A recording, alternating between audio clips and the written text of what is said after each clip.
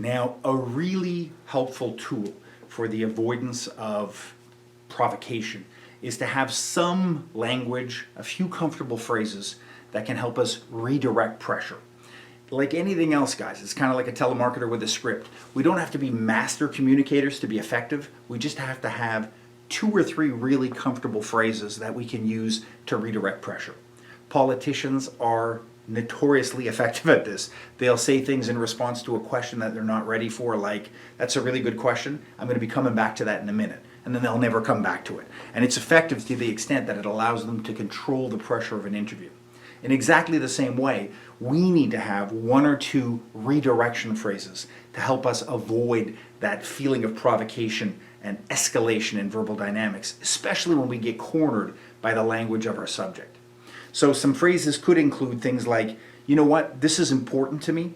I want to hear this. All right, tell me about it. I need you to tell me every detail. Saying things like, but we can't continue this here. Come with me back to the car. Or let's step out of the class. Or whatever environment you're in. But using it, showing that you value what they're saying, but you need to move it somewhere else to keep it safer. Things like, okay, what I need you to do is come and see me after class, or come down and fill out a report at the station. Anything that will defer that responsibility to a later date.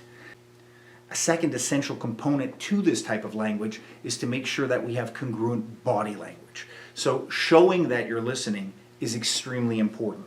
I remember in the early 90s when I was bouncing, a huge book at the time was Verbal Judo. It was the empathy guide to verbal de-escalation, and everybody had internalized it, and I certainly was reading it and applying it at the door on the spot. But you would see a lot of, back then I would notice cops that had gone through that type of training, and they would be using empathy language with this kind of a face saying, you know what, I totally understand and I appreciate that, but we can't talk about that right now. They would have this complete asshole face, or they would be looking away. I recently saw a cop who was dealing with a woman. The woman was screaming at him, and as he was nodding, he was going, and he was checking texts, and he was responding to something on his phone.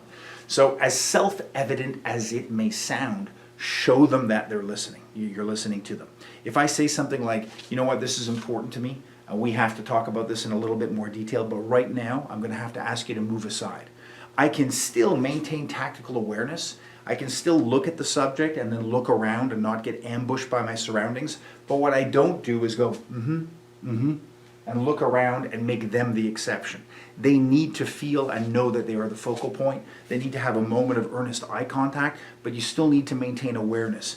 Your language should also include body language that directs them away. If I say, you know what, let's just get back to the car, we're going to talk about this, it's just not safe here right now, or I can't hear you here, or you know what, let's continue talking about it over here, my body language should invite them away as well.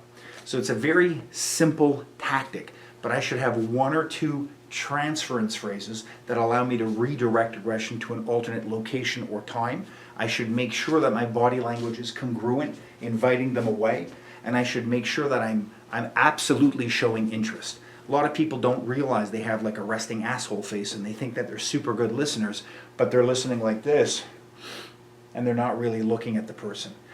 By virtue of a uniform and a position alone, you can be intimidating to the vast majority of people. So you need to make sure that your physical body language is matching the verbiage that's spitting out of your mouth.